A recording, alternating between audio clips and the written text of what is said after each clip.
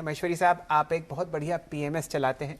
पिछले 5.5 साल का अगर मैं आपको रिटर्न बताऊं महेश्वरी साहब के पीएमएस का, तो अगर आप फीस काट दें और एक्सपेंसेस काट दें तो साल दर साल बसंत जी ने 26.5% का एक CAGR रिटर्न सन 2015 से दिया है। बसंत जी, ये एक बहुत बढ़िया परफॉर्मेंस है। बताइए, पिछले 10 दिनों में हम लोग मिड कैप, स्मॉल कैप्स और कुछ लार्ज कैप्स में एक ठीक ठाक करेक्शन आते हुए देख रहे हैं। आप जैसे स्टॉक पिकर के लिए ये एक बहुत अच्छी बात होती है, क्योंकि पोर्टफोलियो में आप अक्सर मल्टी बैगर्स जोड़ते हैं। बताइए, रडार पर आजकल क्या क्या है? नहीं, मल्टी बैगर्स शैल जी आपको मिलेगा पिटाई के बाद। जब आपका पोर्टफोलियो 50% घट जाता है तब मल्टी बैगर मिलता है। जी। जब पोर्टफोलियो 50% बढ़ जाता है तो आपको सिर्फ कंपाउंडर मिलेंगे। उसमें एक कंपाउंडर ऐसा होगा जो ऐसा इंजेक्शन लगाएगा कि आपको दर्द 5 साल तक रहेगा। तो अभी प्रॉब्लम बाजार में मुझे ये नजर आ रही है कि आप शेयर लीजिए 10-20% गेन्स के लिए, वो तो ठीक है, लेकिन बहुत बड़ा जो मार्केट का फ्लेवर है अभी वहां मुझे नजर नहीं आ रहा है कि बहुत। अब तेजी का बाजार और मंदी का बाजार में ये होता है, जो तेजी आपको 20 हफ्तों में देता है, मंदी आपको 20 दिनों में ले जाता है। तो उस कॉन्टेक्स्ट से देखना चाहिए। मुझे तो अभी बहुत रेयरली और बहुत ही सेलेक्टिव हिसाब से बाजार में रहेंगे तो सही हम, बट इतना कोई बहुत एक्साइटिंग नहीं लग रहा है कि ये लेते ये 5 गुना हो जाएगा 3 साल में। जी बसंत जी, आप कभी हक में नहीं रहे कि सरकारी कंपनीज या बैंक्स की तरफ हमें ध्यान देना चाहिए। यहाँ पर आपकी कोई अलग व्यक्तिगत राय हो पब्लिक सेक्टर बैंक्स के बारे में तो वो भी शेयर कीजिए। नहीं, पब्लिक देखिए, हर चीज एक भाव पे बहुत अच्छी होती है। बिल्कुल। आप 5 टाइम बुक कहीं और देंगे, हाँ। और हाफ टाइम बुक में आपको देखना है कि भाई, जैसे कहते हैं अंग्रेजी में कि even a banana peel is worth 25 cents, मतलब केले का छिलका का भी कोई दाम होता है, रद्दी न्यूज़पेपर के भी कोई दाम होते हैं। और अगर इकोनॉमी रिकवरी मोड में है, हाँ। नीचे से ऊपर आ रही है, ग्रोथ आ रही है, तो सबसे पहले जो है एनपीए की सफाई होती है। अब उसमें जो बड़ी बैंक है अपनी कोटक बैंक, उसके पास तो गंदगी है ही नहीं, वो क्या साफ करेगा। तो दिवाली की सफाई जो है वो ये second line, third line NBFCs और बैंक्स में होती है। तो वो अंदाज लेकर अगर कोई समझे कि भाई उसका परफॉर्मेंस क्या है, जैसे मधु जी तो स्टॉलवर्ट हैं इसमें, तो अगर वो एक असेसमेंट हो जाए कि इसका एनपीए कहाँ घट सकता है, बिकॉज इकोनॉमिक एक हो रहा है कि पैसा जब आता है ना तो आपके 90% लाइफ की दर्द चली जाती है, ये तो सिर्फ शेयर बाजार है। तो उस ढंग से देखने से मुझे लगता है कि बैंक्स में रियल एस्टेट का दाम बढ़ेगा, सारे कोलैटरल होल्ड कर रहे हैं। अब मैंने किसी को लोन दिया, उसके दाम ही 80 लाख की प्रॉपर्टी थी, वो प्रॉपर्टी 1 करोड़ 20 की हो गई, तो मेरा लोन तो सिक्योर हो गया। तो वो एंगल अभी मुझे लगता है लगाना बचा है। मैं बसंत जी का एक बोलता हूँ, ये एक दिवाली नहीं, ये 6 दिवाली से सफाई चल रही है इनकी। जी तो ये 6 दिवाली में इन्होंने again sector as a whole में 11 लाख करोड़ का प्रोविजन पब्लिक सेक्टर बैंकों ने कंबाइन करके किया है फ्रॉम 2015 टू 2021। 11 लाख करोड़ और इनका करीब 10 लाख करोड़ का ऑपरेटिंग प्रॉफिट बना है ये ड्यूरेशन में। तो 1 लाख करोड़ का नेट नुकसान हुआ है पिछले 6 साल में। सरकार ने और बाहर से 3.5 लाख करोड़ का कैपिटल इनका रेज हुआ है जी। और अभी जो मार्केट कैप है, अगर मैं 2-3 बैंकों को निकाल दूं, एसबीआई को निकाल दूं और 2-3 छोटे बैंक जो एक्सेसिव वैल्यूएशन पे उसको अगर निकाल दूं, तो उनका कंबाइंड मार्केट कैप अभी भी जितना सरकार ने पैसा डाला है उससे भी कम है। बिल्कुल, ये बात आप बिल्कुल समझिए कि इतनी जबरदस्त तरीके से क्रशिंग हुई है पब्लिक सेक्टर बैंक्स की मार्केट कैपिटलाइजेशन की। कई बैंक तो अभी भी लगभग 80 से 75% नीचे अपनी ऑल टाइम पीक के चलते हुए दिख रहे हैं। तो यहाँ पर मल्टी बैगर्स ढूंढना आपको आसान तरीके से आता हुआ दिखेगा और मधु जी इस काम में पारंगत हैं। पिछले 25 साल से मैं देख रहा हूँ और 30 साल से आप एग्जैक्टली यही काम करते हुए देख रहे हैं। बसंत जी, ये आपकी तरफ से आएगा। अक्सर हम लोग पीएसयू बैंक्स को एक ट्रेडिंग जोन में देखते हैं, जब बहुत सस्ता हो तब खरीद लो और जब सस्ता रह जाए तो आप उसे बेच दो। यहां पर 1-2 बातें अगर आप पीएसयू बैंक्स की परेशानियों के बारे में करें तो वो एक बैलेंस हो जाएगा। नहीं, परेशानी अगर आप देखेंगे तो अगर आपको ये एंगल समझ आ रहा है कि ओवरऑल इकोनॉमी रुक जाएगी, ग्रोथ नहीं आएगी, जो अभी तक उस ढंग से आई नहीं है, कोविड हो या कुछ भी हो, तो फिर ये पीएसयू बैंक्स फिर 6 महीने के लिए डेफर हो गया गेम पूरा। फिर आपकी वो कोटक बैंक और एचडीएफसी बैंक जो ऑटो पायलट है, एस्केलेटर में आप बैठ गए, एयरपोर्ट पे इधर से उधर 2 किलोमीटर ट्रैवल कर लिए, वो उधर है।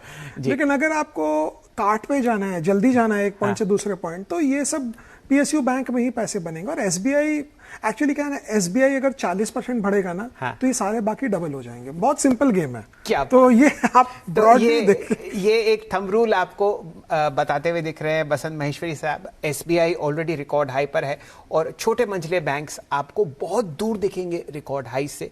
तो अगर एसबीआई में जितनी वृद्धि आएगी उसकी 2 गुना आपको इन पब्लिक सेक्टर बैंक्स में आती हुई दिखेगी। बसंत जी, मधु जी तो अपना पर्सनल पैसा मैनेज करते हैं, लेकिन आपका पोर्टफोलियो डिक्लेयर्ड है और हम सब लोग उस पर ध्यान देते हैं। बताइए आप क्या क्या चीजें देख रहे हैं फिलहाल, कहाँ कहाँ एडिशंस हो रहे हैं और कहाँ कहाँ आप बिल्कुल परे हैं? नहीं, हमारा ये मानना है कि ये जो तेजी है ये हमारी तेजी नहीं है, ये बोरोड तेजी है, 7 समुंदर पार से आई है। वहां पैसे की प्रिंटिंग होती है, घूम फिर के पैसा हमारे पास आता है, हम शेयर बाजार में लगाते हैं, हम मजे करते हैं जी। तो जो भी basic economy, Indian economy linked stocks हैं, वो उतने अच्छे नहीं किए जितने ग्लोबली ड्रिवन है। अब आईटी क्यों बढ़ रहा है वो तो मुझे सही समझ आ रहा है, बट बढ़ रहा है। फार्मा पहले बढ़ा, उसको भी इंडिया से कोई लेना देना नहीं है, वो इंडियन कंपनी है जो यूएस ऑपरेशंस करती है। उस ढंग से अगर आप देखेंगे तो मेटल में पीछे एक तेजी आई, ईवी का जो कहानी है उसमें एक तेजी आई है कि इलेक्ट्रिक व्हीकल इंडिया में आएगा नहीं आएगा, कौन उसके सप्लायर्स होंगे उन चीजों के, उधर तेजी आई है। Tata group by itself is undergoing a ट्रेमेंडस change from we can say a family owned business, it has now become a professionally driven company group rather।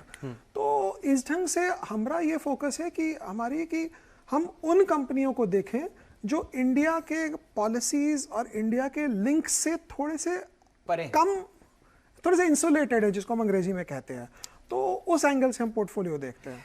बसंत जी, जाने से पहले हम लोग चर्चा कर रहे थे ग्लोबली लिंक्ड सेक्टर्स की, और मेटल्स की जो हम लोगों ने चहक देखी है वो देखते ही बनती है। सन 2021 का बेस्ट परफॉर्मिंग इंडेक्स निफ्टी का मेटल्स इंडेक्स रहा। यहाँ पर आपको कुछ वैल्यू दिखती है? नहीं, मुझे तो बहुत वैल्यू नजर आती है, बिकॉज जब आपकी कंपनी अपनी मार्केट कैप 2 साल 3 साल में कमा ले, तो सिक्लिकल और नो सिक्लिकल इसमें डीसीएफ करने की जरूरत नहीं है जी। आपको अगर पता है कि हमारी कंपनी 3 पे ट्रेड कर रही है, अब वर्स्ट क्या होगा, और आप इस ढंग से देखना चाहिए, हर एक मेटल कंपनी को एक कैंसर था डेट का। जैसे आज से कल हुआ, अगर अपने अगले हफ्ते मिलेंगे तो हमारी सारी मेटल कंपनीज थोड़ा सा और डेट चुका दी होगी। क्या बात तो है? मैं तो कहता हूं कि इधर ही अगर 6 महीना रुक जाएगा ना, तो ये डेट फ्री हो जाएंगी 1 2 3 कंपनियां काफी। क्या बात? और इसमें एक अजीब सी बात है कि अगर केपेक्स जब तक नहीं होता है तब तक अच्छा है।